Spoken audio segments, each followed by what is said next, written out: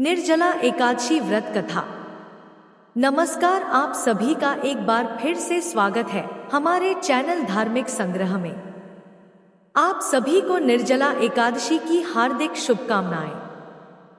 आइए सुनते हैं निर्जला एकादशी की पौराणिक व्रत कथा। पौराणिक कथाओं के अनुसार महाभारत के संदर्भ में निर्जला एकादशी की कथा इस प्रकार है।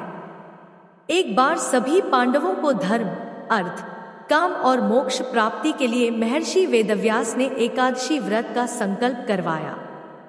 माता कुंती और द्रौपदी सहित सभी एकादशी का व्रत रखने लगे, लेकिन भीम खाना खाने के मामले में प्रसिद्ध थे और उन्हें बहुत भूख लगती थी।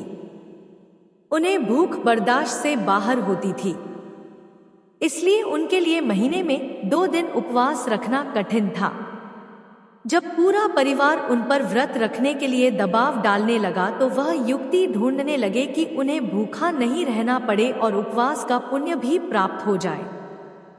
इस विपत्ति का समाधान भी उन्होंने महर्षि वेदव्यास से जाना। भीमसेन ने वेदव्यास जी से कहा, परम बुद्धिमान पितामह, मेरी बात सुनिए। राजा युधिष्ठिर, माता कुंती, द्रौपदी, अर्जुन, नकुल और सहदेव एकादशी को कभी भोजन नहीं करते और मुझसे भी यही करने को कहते हैं कि भीमसेन तुम भी एकादशी को ना खाया करो, किंतु मैं उनसे यही कहता हूँ कि मुझसे भूख नहीं सहन होगी।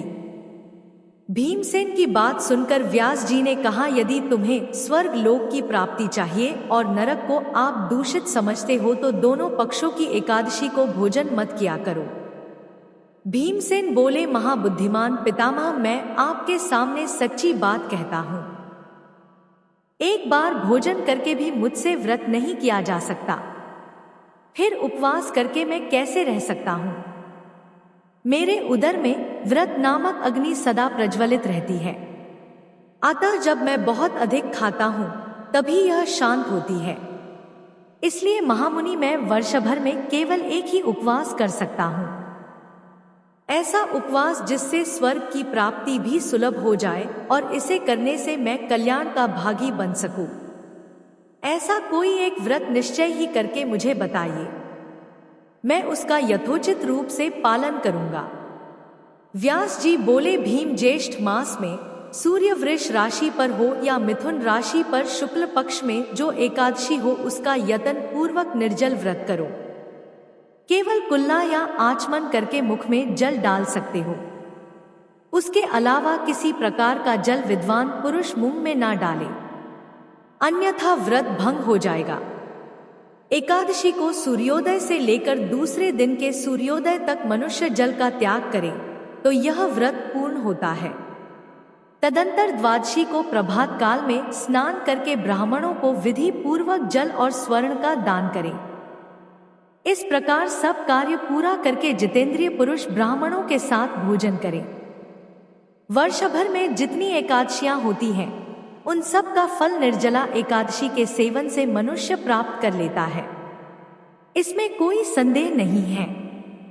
शंख, चक्र और गदा धारण करने वाले भगवान केशव ने कहा था कि यदि मानव सबको छोड़कर एकमात्र मेरी शरण में आ जाए और एकादशी को निराहार रहे तो वह सभी पापों से छूट जाता है।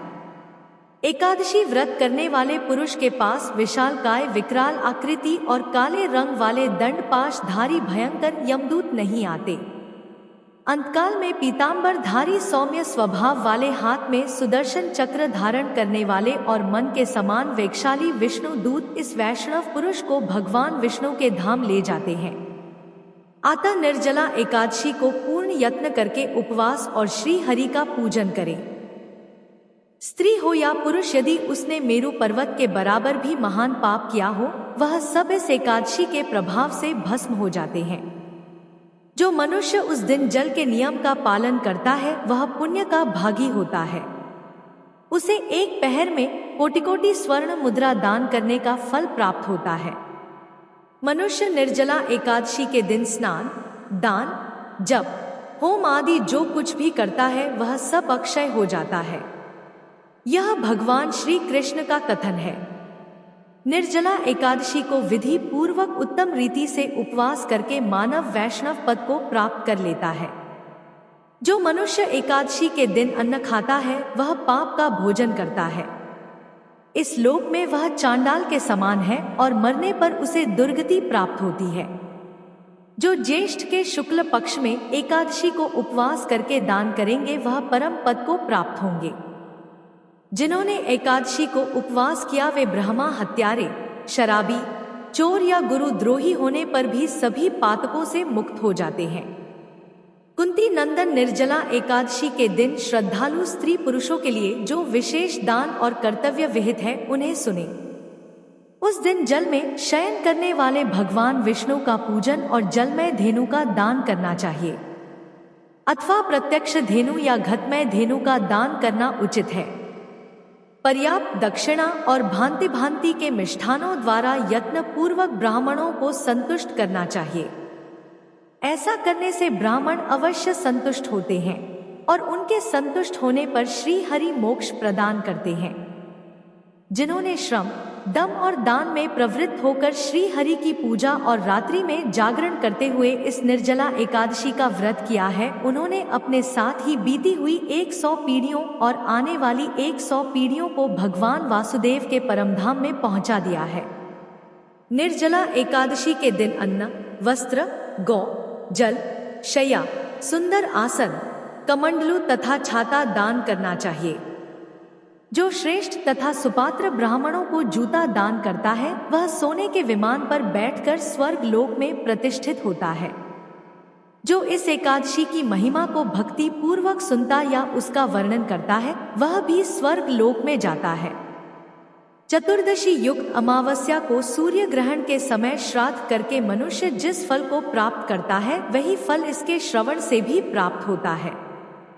पहले दंत धावन करके यह नियम लेना चाहिए कि मैं भगवान केशव की प्रसन्नता के लिए एकादशी को निराहार रहकर आचमन के सिवा दूसरे जल का भी त्याग करूंगा। द्वादशी को देवेश्वर भगवान विष्णु का पूजन करना चाहिए। गंध, धूप, पुष्प और सुंदर वस्त्र से विधि पूर्वक पूजन करके जल के घड़े का दान संकल्प करते हुए करना चाहिए। हमें कहना चाहिए कि संसार सागर से तारने वाले हे देवदेव ऋषिकेश, इस जल के घड़े का दान करने से आप मुझे परम गति की प्राप्ति करवाइए। भीमसेन ज्येष्ठ माह के शुक्ल पक्ष की जो शुभ एकादशी होती है उसका निर्जला व्रत करना चाहिए। उस दिन श्रेष्ठ ब्राह्मणों को शक्कर के साथ जल के घड़े का दान करना चाहिए। ऐसा करने से मनुष्य भगवान विष्णु के समीप पहुंचकर आनंद का अनुभव करता है और द्वादशी को ब्राह्मण भोजन कराने के बाद स्वयं भोजन करना चाहिए।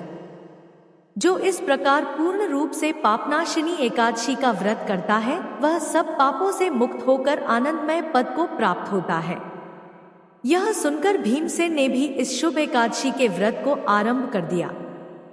तब से यह लोक में पांडवी एकादशी या भीमसेनी एकादशी के नाम से विख्यात हुई। यह थी निर्जला एकादशी की व्रत कथा। आपको यह कथा कैसी लगी कमेंट करके जरूर बताएं। साथ ही मेरे चैनल धार्मिक संग्रह को सब्सक्राइब करना न भूलें। धन्यवाद।